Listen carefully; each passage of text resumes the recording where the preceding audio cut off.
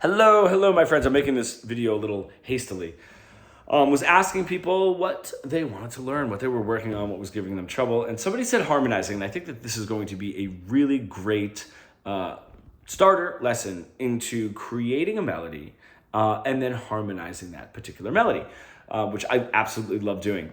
There is a video, a few videos back, about soloing with the major scale, and it gets into some of the theory there, which I think is very, very important. It is a long form video, so I'm going to try to do this one a little quicker. I'm not sure how quick I'm going to get through that. But that covers sort of how to be playing a melody or improvising over a particular chord progression. If you learn that, harmonizing those lines that you're improvising and writing, it's going to be a little easier. It's something that we go over in the course. That's a little bit more in the beginning of the course.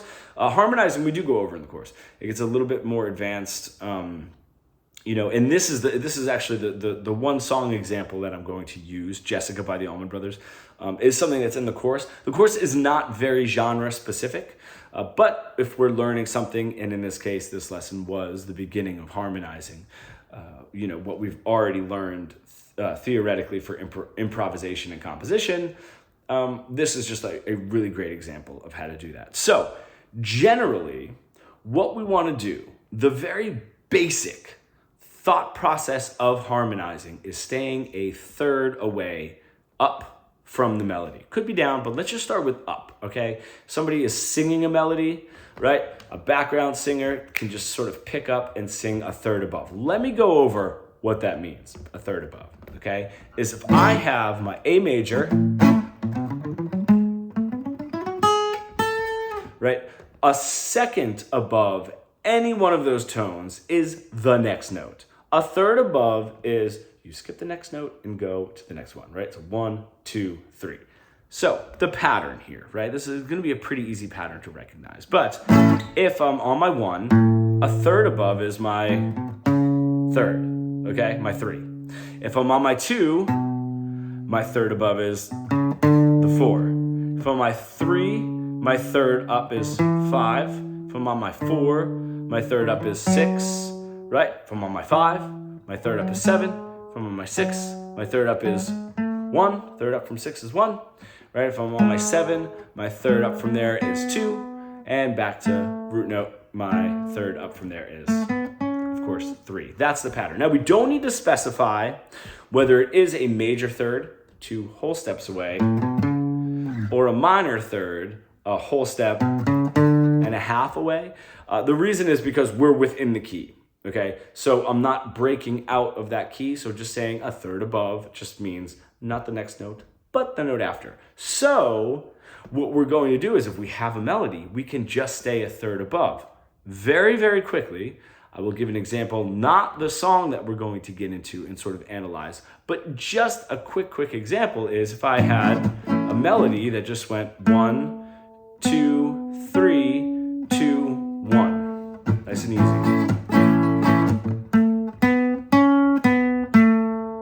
If I was going to do a very quick off the cuff harmony for that, right? I have 1, 2, 3, 2, 1. I would just go up a third from that.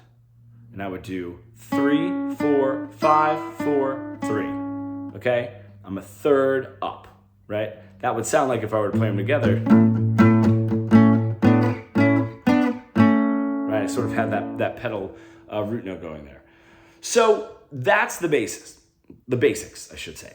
The basis of harmonizing. The basics, wherever it is that we're sort of starting.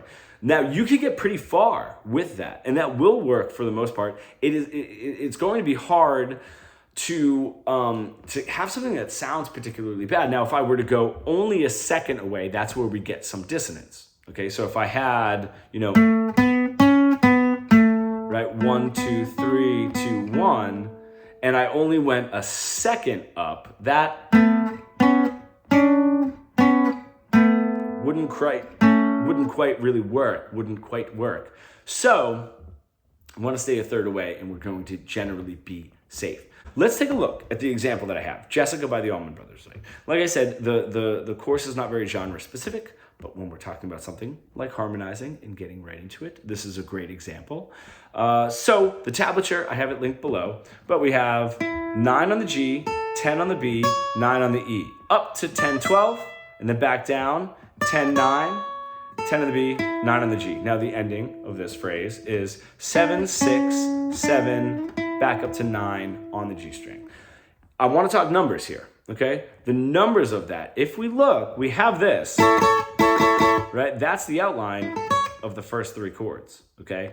And that is my D shape of whoop and A. Or we're getting into the cage system, which we go really in depth in one of the weeks of the course. It's also, that D shape is also the bottom of the C shape of A. Okay, so that's what we're doing. Numerically, what we're playing there, because we're not changing chords necessarily, right? The rhythm, it just sort of pedals on that A. It does sort of go and touches on the D a little bit, but it's not a hard chord change. What I have there is 5, 1, 3, 4, 5, right? And then back down again, 4, 3, 1, 5. Then the end, 4, 3, 4, 5. That was a lot of numbers. Don't worry, we're gonna go through piece by piece, but that's what's happening. If we look at the first 3 lines, first 3 notes, I should say, 5, 1, 3. All chord tones in the triad of A, right? Starting on the 5, going right to the 1, going right to the 3 from there. I'm sneaking in a 4 afterwards, and then 5, so I'm back to the chord tone, an octave from where it was that we started. So if I just take the simple idea of staying a third above, would sound pretty good, but there's a reason that this very first note is harmonized a fourth away and not a third, okay? And the reason is we're staying within the chord tone. We're playing an A, the melody is playing the 5, so the harmony is gonna play a 1, and that was up here, right? The 14th fret of the G string, right? And then if you look at the tab, that line is 14, B string, 14, 17, E string, 14, 17. Right, then back down again. And then we go to the D string for 16, 14, 16, and then back to the root note, 14 of the G, right? So we've got, okay? So we're starting just breaking the rule, which is where it is going to be broken the most, where we take a third and we just go up a fourth. So we're starting on that 5th tone, right? The 5th tone of the scale, the chord, more importantly, the 5th of the chord. And instead of going up a third, which would bring us to the 7, we're just nudging it up a fourth to the octave so that we're staying within that chord. If we watch, all of the other notes follow the 3rd pattern, okay? So I have my 5, and then the harmony is on the root. That is the 4th away. But I go right to my root note in the melody, and that goes to the 3rd. So now I'm on root note 3rd, a 3rd away. Perfect, right? Now I do the melody's on the 3rd, and the harmony is on the 5th. Again, a 3rd away, parallel, right? I love this part because there's one non-chord tone happening in the melody, the 4. And here, it's the 6. The only note of the harmony that isn't a chord tone is a 6, which matches up a 3rd away, a 3rd up from the only note that isn't a chord tone in the melody, which is a 4, right? So now I have 5, root note 3, and I'm sort of playing it, in this way so you can visually see what it is. 3rd, 5th, right? Now I go to my 4th, the harmony is 6, and then I go to my 5, the highest note of the melody, and the highest note of the harmony is my root note. All perfectly parallel thirds, except when the melody is on the 5th, it just goes up, right? Because the 5th, a 3rd away would be the 7, and we just go a fourth away, which would be the root note, right? And that's generally where you're going to see that happen. If a melody lies on the fifth of a chord. They may go up to the root note, and that'll break the parallel thirds that sort of jump around. Now, as we get further, whether it's into the course or further into theory, and just coming up with different harmonies, that could change. You could have counterpoint, counter harmonies going in different directions. Those are not hard set rules. That's just a really great place to start, to know where you are, and then start looking at songs that harmonize and seeing if you can see that pattern. Another great one, and this isn't a harmonized line as much as just one guitar playing the melody and the harmony, so to speak, or just playing a line that's a third away, but Brown Eyed Girl. Perfect example, right? And that's in G. So he's playing the 1 and the 3, right? He goes up to the next note, to the 2, so does the harmony, goes up to the 4, right? 2 and the 4, goes up to the 3, 3 and the 5, and back down again, right? Perfect parallel thirds that jump up, just like that. So you'll see that all over the place. Jessica is a great example of it going up parallel in thirds, except when we have the fifth, where we need to go up, boop, one more note just to get to the octave. Now, that doesn't always happen, like I was saying. If I did have something,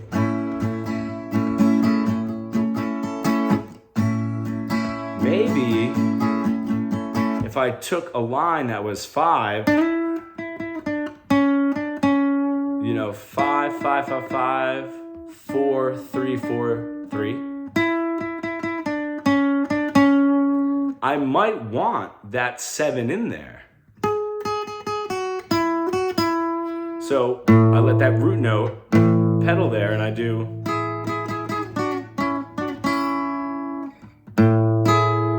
That might give me a little bit of a better sound. That's just the parallel thirds. Or I'll use that rule. I'll start on the fifth, and then instead of going a third above to the 7, I'll go to the octave. Let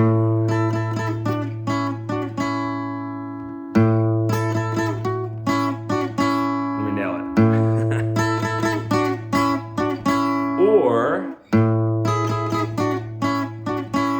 right, different sounds, and neither one of them are going to be wrong or sound dissonant, I should really say, because dissonant wouldn't even be wrong. Maybe you do want that sound.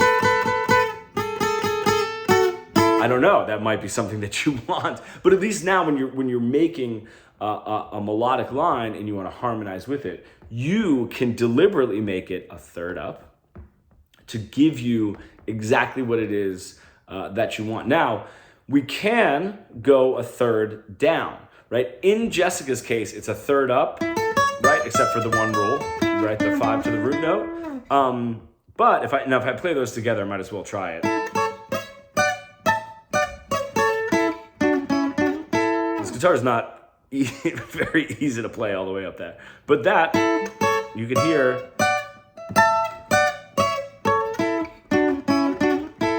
Right? You can hear that soothing sound, right? Staying diatonic and staying pretty structural. So that sort of follows the pattern. You might want to break it, right? It all depends on what kind of sound you want. We can go below, right? So in that instance, right, we are a third above, right? For the most part, except for the 1/4 rule that we're breaking. Maybe there's a line.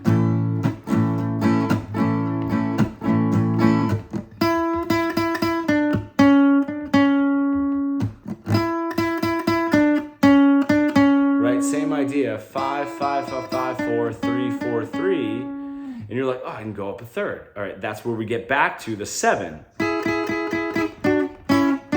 right? 7, 7, 7, 6, 5, 6, 5, and you're like, it doesn't sound that great. Well, does the root note, like we were talking about, I don't really like that. Maybe going down a third. So now the main melody would be, but your harmonizing line could be down a third, where, right?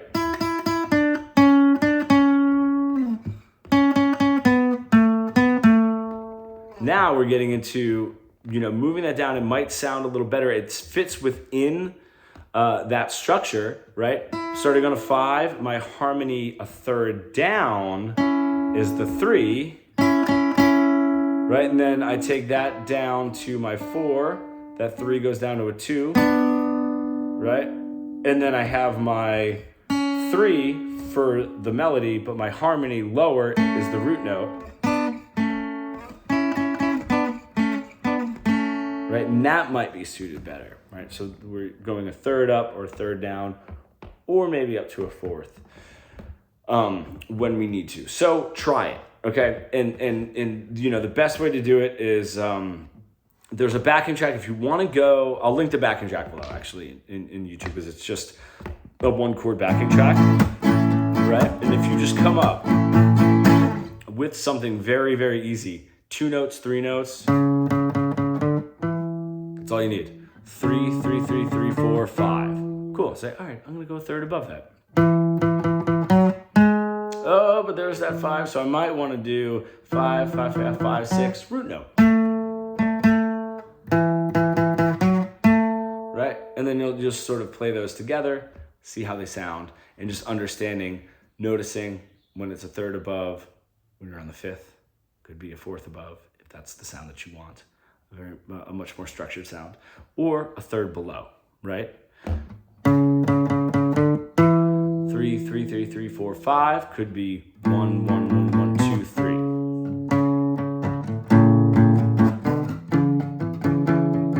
3. Okay, so practice that. That's a lot. And this lesson could potentially be like hours and hours and hours long.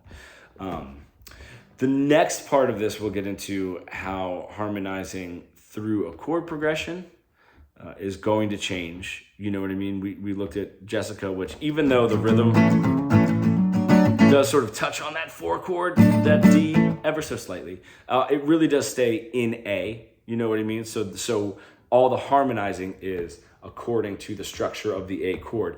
If that switches, and it was like an A to an E, when you add a harmonizing line, you're staying a third above, but now whatever chord tone you're playing is not the same numerical. That 5, if you're starting on the 5, is the 5. You're on an A chord. But that 5, right, is the root note when you're on your E chord. So things do start to change. So that's going to be our part 2. We're going to start diving into that. So again, any questions, do ask below. All right, it's a lot of information. These long form videos, it's a lot of information, and I try to go as quickly as possible because you can always go back and review, and you can always go back and review and ask me questions, which is I think very helpful. And I don't want to dwell on one particular topic, even though I do, one little detail kind of over and over and over. So I hope you get it. I hope you like it. I hope that works for you. And that's where we're going to start with harmonizing on the guitar.